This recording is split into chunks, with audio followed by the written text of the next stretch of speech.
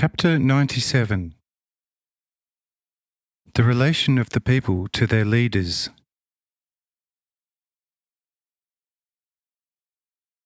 After this, Cyrenius asks me whether it were advisable to release the Pharisees, elders, Levites, and scribes from his sharp edict, as they appear in his view to be fully converted.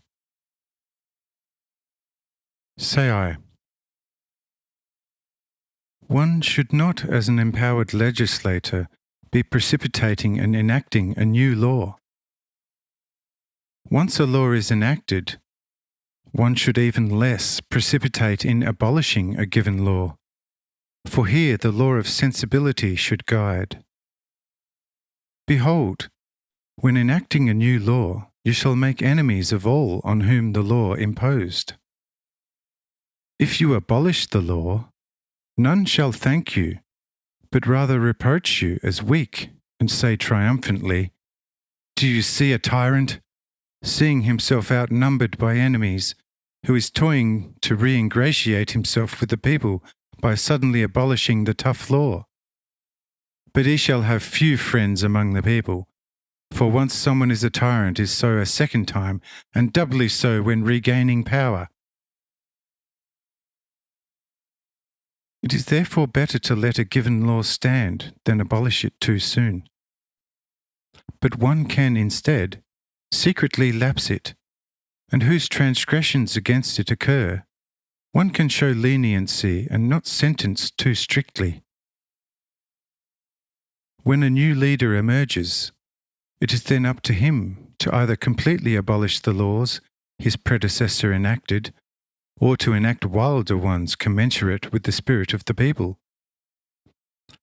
Or be it that the people themselves came to you to ask it, whereupon you can remove the stricter portion of an enacted law, but always retaining the option of re-implementing it in all severity if traces of pursuing the wilful digressions can be found which the law is designed to alleviate.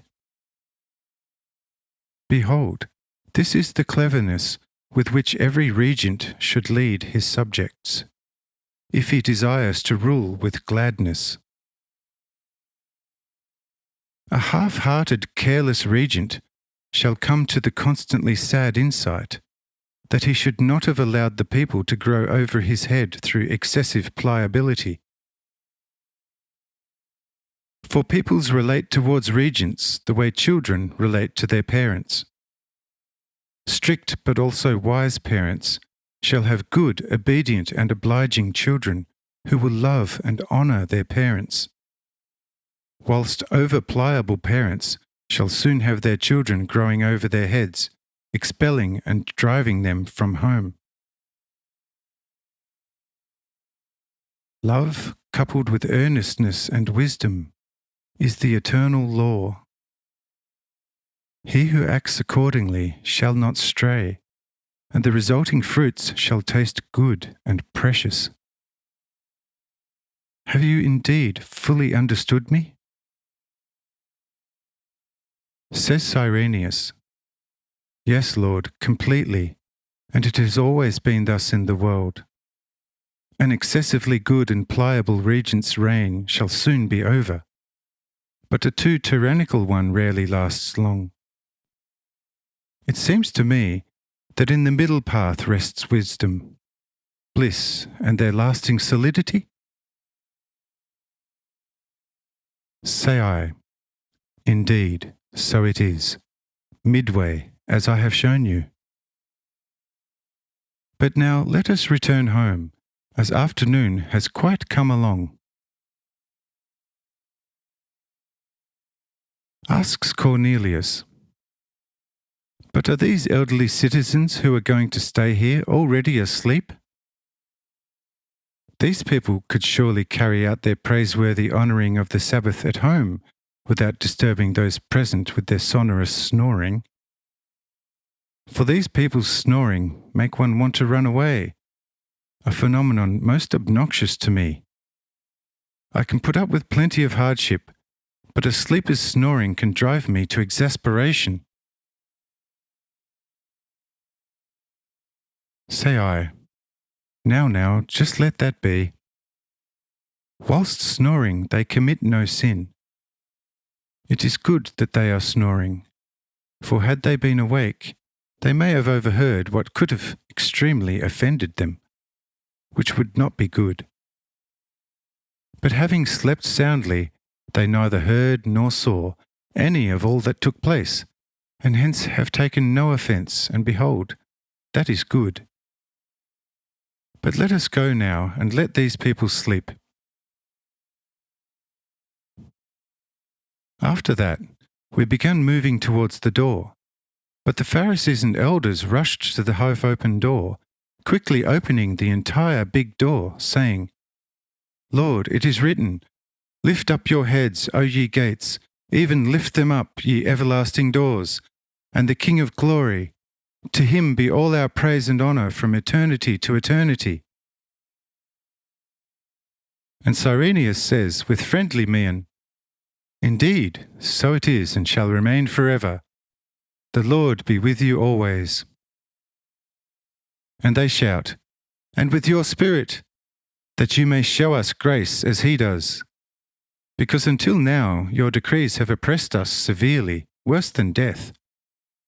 But since we have ourselves now become fully his disciples, imposing your laws upon ourselves voluntarily, your tough decrees are to us now as if non-existent. Yet we nevertheless thank you for these very decrees, for without them we may easily have turned into betrayers of this most holy matter. We hence no longer ask you to abolish the enacted severe laws, for we, as ourselves like-minded, believing and acting like yourself, ourselves abolish them to the last iota through our own doing or omitting for all time. Says Cyrenius, In that sense I also waive the laws, and I am of the certain hope of never having to reimpose the laws on you.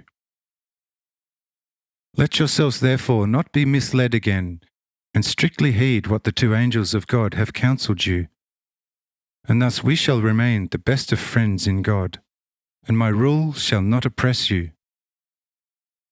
And should it transpire that your new superintendent of your schools intends to persecute you for being friends of Jesus, the Lord from eternity, besides being friend of the sympathetic Romans as well, and you shall surely find your path to me, whereupon steps shall be taken to uphold and protect your physical and above all spiritual rights to the best ability. And here I say once more, the Lord be with you. And they all shout out again, And with your spirit forever.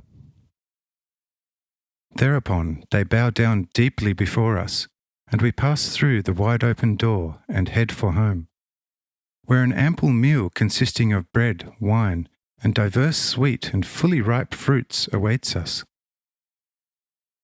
We seated ourselves at the tables, saying thanks, and gradually consuming everything the tables hold, remaining seated till dusk, with all kinds of uplifting speeches and conversations.